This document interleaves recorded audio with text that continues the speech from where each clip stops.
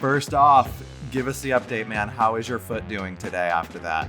Yeah, the Achilles is I'm 8 months in. I started running about 3 to 4 weeks ago, which is a huge benchmark. It's a long and arduous process, right? Like I got out of the game. I had to fly back to New York as quickly as possible. Saw a doctor the morning that I got back to Brooklyn, and then I got surgery 4 to 5 days later, and kicked off ever since. But I didn't walk for 2 months. Then I was in a boot for quite some time. Then I had a cane. But it's one of those injuries where you see progression step after step after step, and you just have to push yourself. So I've been in physical therapy 3 times, 4 times per week, and just getting better, dude. Now, I was out there when this happened, part of the press team that was watching the challenge. There was a lot that didn't make the edit. You were up the wall already. You jumped back down. Can you break that all down for our readers? So our plan was, I mean, I have a lot of experience at that wall. Our plan was for before there was mud on it, Q to run up, which you saw, and then I ran up probably like a few seconds after Q got myself up. I was proud of that. And then Colby was doing a ton of the heavy lifting, pulling people up, doing like that as Q and I were pulling people up from the top. But then it was covered in mud. And Colby, obviously, like, he's a freaking all-American super athlete, but like you need a lot of power that I'm sure he hadn't been training for in quite some time. So I came down, helped do the fireman shove for Colby to get up with the tribe mates pulling him up from the top. And then I went to go back. What you actually saw was one of three attempts. So my first attempt, I got up, obviously, at the wall. Then I had a second attempt, which was what you saw, but I didn't tear my Achilles on that attempt. So I got a ton of air on that second attempt, but the mud, I was on the mud side, and Q was like, go on the side that's dry. So then I went back a third time, and that's when I tore my Achilles. I went to go run up the wall, put my force into the wall, which the doctor told me from doing it back to back to back like that, the Achilles like doesn't like you would never put that much pressure into your Achilles in normal circumstances, not even Mm. sports. And that's when I tore it. So you saw my second attempt on TV, but you saw me tear it. Actually, what you saw me hobbling around was after my third attempt. And I tried to hop around for a little bit to see if somebody could come down and get me, but Jeff essentially told me I needed to stop. So once Dr. Joe and Jeff come to the camp, that's never ever a good sign in Survivor. Tell me about some of the emotions you were feeling, even seeing your cast's reactions. Tell me about that. Yeah, from a game perspective, emotionally, it was really hard because I felt like I put in a lot of work managing narratives and being genuine with people and trying to like play the game to get into a really good spot with everybody on the tribe. So that was tough. And especially after Genevieve literally just coming and showing me the idol earlier in the day, I was like, this is real. Once I confirmed that this Genevieve relationship was real, I was like, I'm good. Swap or not, as long as I got 2, 3 people with me from my tribe, like I'm set.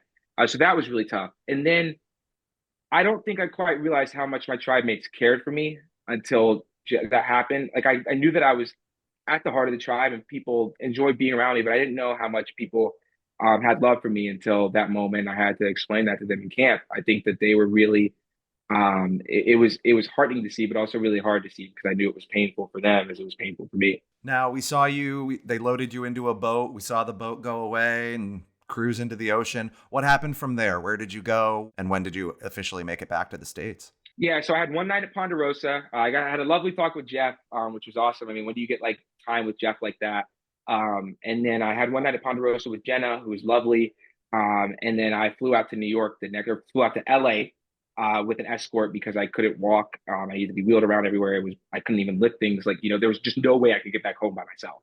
Yeah. Up until like I got to my apartment door. My wife had to come like exchange and grab me. But I went to the doctor in Brooklyn immediately that morning. I had to get to the doctors as quickly as possible. They did X-ray, CT scan, whatever you need to do, MRI. Confirmed it was a torn Achilles, and then I got surgery in Manhattan 4 days later with a great surgeon, Dr. Behrens. He's the man. I think he's done a lot of professional athletes. Yeah, I mean, you have to get this done as quickly as possible so it can start healing, which is obviously why they pulled me. And the next day, I literally saw Tyrese Halliburton pull his Achilles on Game 7 of the NBA Finals. So that put things into perspective for me. Like, I can't complain.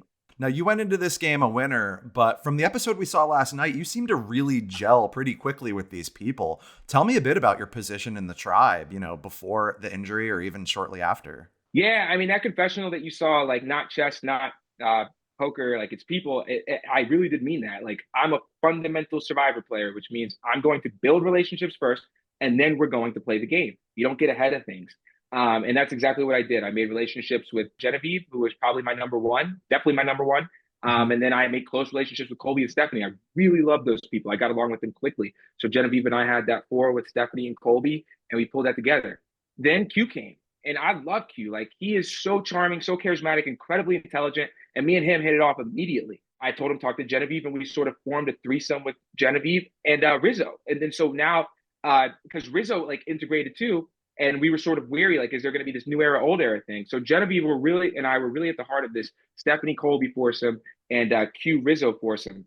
And then even Angelina and I, like, and I love Aubrey too. Like, just a general assumption here is our tribe, even though people thought it was going to be the show tribe, was getting along great. Like, generally, genuinely. Angelina and I had a long conversation. I thought she was more with Aubrey, but then Angelina told me that I was her number one. And like, personally, I love her. Like, I get along with her so well. So then me and Angelina formed a threesome with Aubrey. But I told Genevieve about that because I wanted to be transparent with Genevieve. I didn't want anything to butt me in the butt with Genevieve. So I wanted to be fully transparent with her so she knows where the standing of the game were. But at that point, essentially, I knew that I had my options covered from this foursome with Colby, Stephanie, this foursome with Rizzo and Q, and this threesome with Aubrey and Angelina, while feeding information between the duo of Genevieve and I. I was preparing for a swap. I didn't think we would lose, so I wanted, if there's a swap, I need at least one or two people who have connections and who will care about me and vouch for me. And hope, because I know my tribe would need me in challenges and stuff, but you need people to vouch for you. So I felt good with where I was at. Honestly, Angelina said it best, at the heart of the tribe. That sounds great. You sounded locked and loaded to go. Yeah. Now, I'm curious, what did Rizzo tell you guys about season 49? Did he reveal that Savannah was the winner? What did you know about that? Yeah, Rizzo said that Savannah won. He did not tell us that he was as close to Savannah. To me, I didn't really matter at the time. I was like, if both of them have made it to a point where they can play together, whether they have a relationship or not, whether it's swap or merge, like, something has gone horribly wrong. Because I came up with my sights on Rizzo and Savannah. Very quickly, I realized that I really enjoyed Rizzo, so that wasn't the case anymore. He told us that Savannah won, that he lost in fire making. Just by nature of looking at Rizzo, I didn't know what he was good at, but like, I assumed that it had something to do with like strategy or idols and like stuff like that. So I was like, I like the kid, but I'm just gonna keep an eye on him. And I really do love him as a human. Like, he's a buddy, like, I enjoy Rizzo a lot. Had you not gotten injured and you guys went to tribal council as your original starting 8, what do you think would have happened? Yeah, I think that it's tough. Once Angelina and I had that conversation, I realized that she wasn't playing with Aubrey as much. I think that Genevieve and I would have made a very subtle push to get the vote to Aubrey. I think that Q wanted Angelina because he was scared of that David versus Goliath sort of threesome and her connections. But what I was explaining to Q is, like, you and I are also in groups of 3 on this island, and we kind of need to keep those groups of 3 around so people don't get scared of us. And I think ultimately what I would have done is, Colby and Stephanie were sort of ambivalent, and Rizzo, I think, would have gone with the group. I think maybe I would have had to make up a little bit of a lie. Aubrey did throw Genevieve's name around, and I think she did also throw Rizzo's name around. But I think what I would have done is just to show that up, like, say, make up a lie about Aubrey and say maybe, hey, Colby, she was talking a little mess about you. We need to make sure it's her, because Aubrey did scare me a little bit, and I loved talking with her, but it always kind of felt like she was thinking about the game. I kind of looked at the game like the mafia, like Angelina was connected with 2 other people on 2 other tribes. The last thing I need is to be the but for vote that Angelina goes home, especially because I like her a lot and I could work with her. And then Mike White or Christian Hubicki, 2 intelligent players, are now gunning for me. So I don't need that. So it would have been Aubrey, probably. That's what I would have wanted to try to do.